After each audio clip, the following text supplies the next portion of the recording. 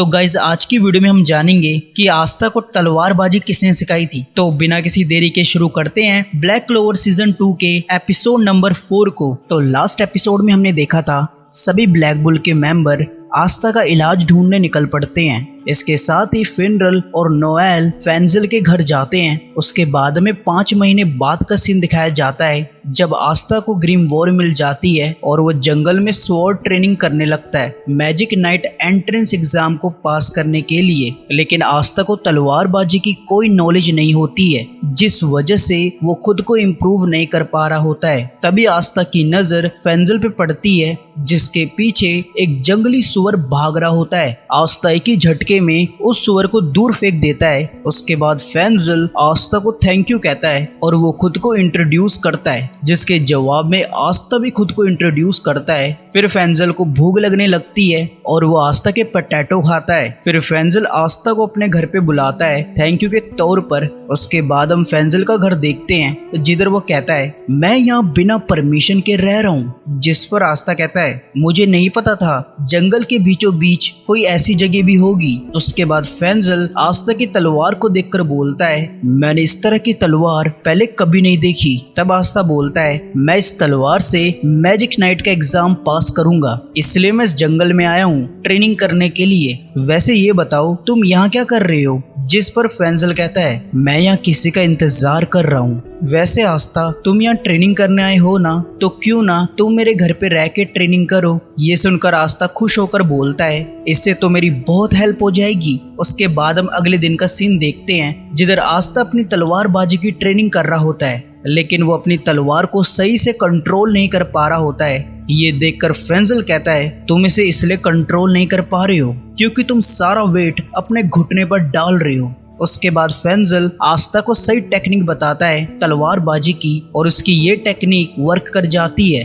तब आस्था कहता है ओल्ड मैन तुम तो कमाल के हो, क्या तुम्हें तलवारबाजी आती है? जिस पर फेंजिल हाँ बोलता है और वो आस्था को विंड क्रिएशन मैजिक से स्वॉर्ड क्रिएट करके दिखाता है। ये देखकर आस्था बहुत इम्प्रेस होता है। उसके बाद फेंजिल कहता है मैं एक एक्सपीरियंस तलवारबाज हूँ। ये सुनकर आस्था कहता है अच्छा तो क्या तुम मुझे ट्रेनिंग दोगे? फेंजिल इसके लिए एग्री हो जाता है। ये सुनकर आस्था खुशी से नाचने लगता है। तब फेंजिल कहता है आस्था वैसे तुम स्ट्रॉन्ग क्यों बनना चाहते हो? जिस पर आस्था कहता है मैं विज़र्ड किंग बनना चाहता हूँ। तब फेंजिल बोलता है ये तो बहुत अच्छी बात है। फिर आस्था बोलता है क्या तुम हंसकर बाकी सबकी तरह ये नहीं बोलोगे ये मेरे लिए इम्पॉसिबल है? जिस पर फेंजिल कहता है नहीं तो तुम जब तक ट्राई नहीं करोगे तो तुमको पता कैसे चलेगा कि ये पॉसिबल है कि नहीं। मुझसे वादा करो आस्था, मैं तुम्हें जो भी सिखाऊंगा तुम उसे सिर्फ अपने ड्रीम को पूरा करने के लिए यूज करोगे। इस बात पर आस्था एग्री करता है। उसके बाद हम देखते हैं फेंजिल आस्था को ट्रेनिंग देता है। तभी हम कुछ दिन बाद का सीन देखते हैं जिधर एक लड़की फेंजिल से मिलने आई होती है। तब फेंजिल कहता है मैरिएला क्या तुम्हें कुछ पता चला? फिर आस्था पूछता है आखिर ये लड़की कौन है? जिस पर फेंजिल बताता है ये मेरी स्टूडेंट है और ये मेरी हेल्प कर रही है मेरी फियोंसे को ढूंढने के लिए। फिर आस्था बोलता है तो आप अपने फियोंसे को खुद ढूंढने क्यों नहीं जा रहे हो? जिस पर फेंजिल जवाब देता है क्योंकि मेरे जाने से बहुत सारी अटेंशन ग्रैब हो सकती है। उसके बाद आस्था मैरिएला को बोलता है हाय मेरा नाम आस्था है और मैं हेज विलेज से हूँ। इसके साथ ही ये ओल्ड मैन मुझे तलवारबाजी की ट्रेनिंग दे रहा है। उसके बाद फेंजिल बोलता है मैरिएला डोमिना किधर है? जिस पर मैरिएला कहती है मास्टर मुझे लगता है डोमिना अब नहीं रही। ये सुनकर फेंजिल शॉक्ड होता है। उसके बाद फेंजिल आस्था को बताता है वो और उसकी फियोंसे डायमंड किंगडम की आर्मी में थे, पर उनको डायमंड किंगडम के काम करने का तरीका पसंद नहीं था, तो उसने और उसकी फियोंसे ने वहां से भागने का ट्राई किया। पर उसी दौरान उनका एनकाउंटर हुआ कुछ असैसिन से, जिस वजह से वो लोग अलग हो गए और तब से फेंजिल डोमिना को ढूंढ रहा है। फिर मैरिएला बोलती है ये छड़ी डोमिना की है जो मुझे उसी जगह पर मिली जिधर असैसिन ने अटैक किया था। इसके साथ ही मैंने वहां पर ब्लड भी गिरा हुआ देखा। ये सुनकर फेंजिल सैड होकर बोलता है क्या तुम दोनों मुझे कुछ देर के लिए अकेला छोड़ सकते हो? ये बोलकर फेंजिल अपने घर के अंदर चला जाता है। उसके बाद वहाँ मैरिएला आकर बोलती है मास्टर क्या आपको याद है आपने मेरी और बाकी स्टूडेंट की हेल्प की थी डायमंड किंगडम से भागने में? जिस पर फेंजिल कहता है हाँ क्या वो लोग ठीक हैं? तब मैरियला बोलती है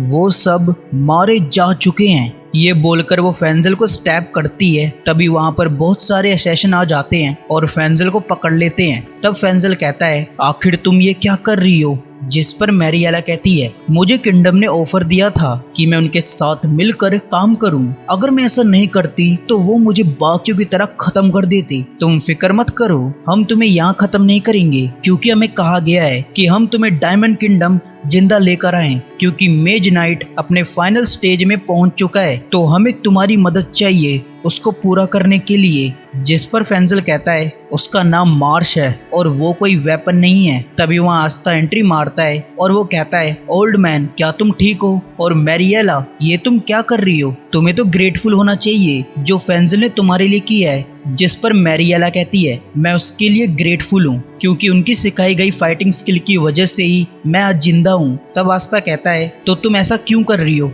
फिर मैरियला कहती है अगर मैं इस बारे में सोचूंगी तो मैं कभी अपने काम को पूरा नहीं कर पाऊंगी।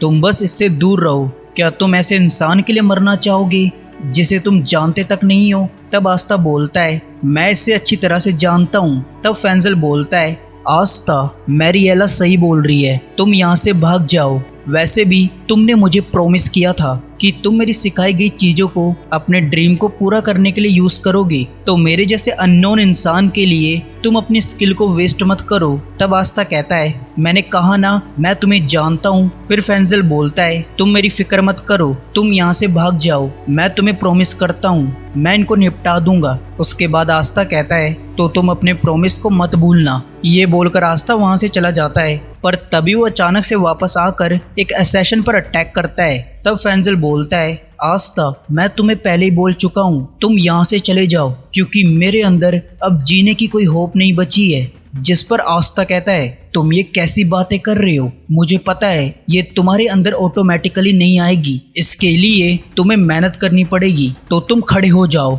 और मेरा साथ दो। तभी फेंजल अपने विंड क्रिएशन मैजिक का यूज करके सभी सोल्जर को ठिकाने लगा देता है। फिर मैरियला आस्था पर पीछे से हमला करती है, लेकिन आस्था उसके अटैक को नैलिफाई कर देता है। फिर वहाँ और भी असैसिन आ जाते हैं और वो आस्था और फेंजल को घेर लेते हैं। तभी मैरियला सभी सोल्जर को वापस चलने का ऑर्डर देती है। फिर आस्था उससे पूछता है आखिर तुम ये सब क्यों कर रही हो? तब मैरियला बोलती है जब भी किसी दुश्मन पर सरप्राइज अटैक किया जाता है तब हमें 3 गुना बड़ी फौज लेकर जाना चाहिए, और अगर तुम अपने आधे से ज़्यादा सोल्जर खो दो तब तुम्हें अपनी स्ट्रैटेजी को चेंज करना चाहिए। ये बात मुझे मेरे मास्टर ने सिखाई थी, पर तुम ये मत सोचना मैं हार गई हूँ, मैं फिर वापस आऊँगी। जिस पर फेंजल कहता है अब से मैं नहीं भागूंगा और मैं तुम लोगों का सामना करूंगा, क्योंकि मुझे यकीन है डोमिना जिंदा है, तो मैं उसे ढूंढ कर रहूंगा। उसके बाद मैरियला वहां से चली जाती है। उसके बाद हम अगले दिन का सीन देखते हैं, जिधर फेंजल आस्था को बाय बोलकर डोमिना को ढूंढने निकल जाता है, और इसके साथ ही एपिसोड यहाँ पर खत्म होता है। तो गाइज अगर आपको ये वीडियो अच्छी लगी हो तो वीडियो को लाइक कर दो, चैनल को सब्सक्राइब कर दो। तो मिलते हैं ब्लैक क्लोवर के नेक्स्ट एपिसोड में, तब तक के लिए बाय बाय, टेक केयर।